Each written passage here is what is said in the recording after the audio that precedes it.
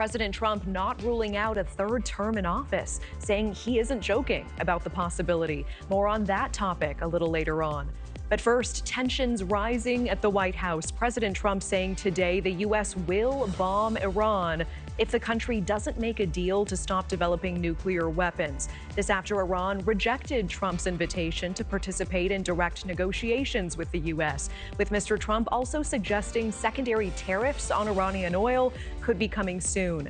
Tariffs also on the table tonight for Russia, another target for President Trump today, saying he's, in his words, pissed off and very angry with Vladimir Putin.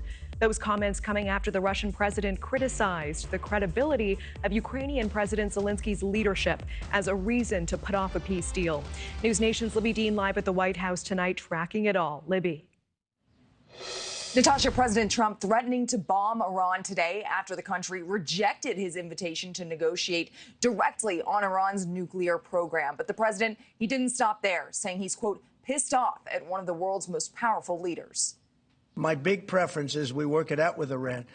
But if we don't work it out, bad things are going to happen to Iran. President Trump warning Iran what's at stake Friday and ramping up threats today, telling NBC News if Iran doesn't make a deal, there will be bombing like they've never seen before. The threat from President Trump coming a day after Iran rejected direct negotiations with the U.S. and marks an increasingly aggressive tone taken by the president towards Tehran in the last month. We're down to final strokes with Iran. That's going to be an interesting time.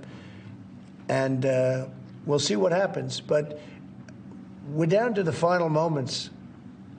We're at final moments. You can't let them have a nuclear weapon. I'd rather see a peace deal than the other, but the other will solve the problem. The president also threatening secondary tariffs on Iran and Russia and using some of the strongest language to condemn Russia's Vladimir Putin so far in his second term. Trump saying he's, quote, pissed off at Putin and very angry that a peace deal isn't being reached quicker to end the war in Ukraine, adding Putin's recent comments about Ukraine's president are hindering those negotiations. He's putting Putin on warning, saying, hey, listen, you better pay attention here. If you don't come to the table, negotiate an end to the killing, like I said I wanted to do, then we're going to have alternative plans here, and this is the first alternative. But Trump also had sharp words for President Zelensky, repeating a previous suggestion that new leadership is needed in the country, a tactic some Democrats aren't fond of. He's done nothing but undermine Ukraine's negotiating position, Europe's negotiating position, the unique negotiating position of the United States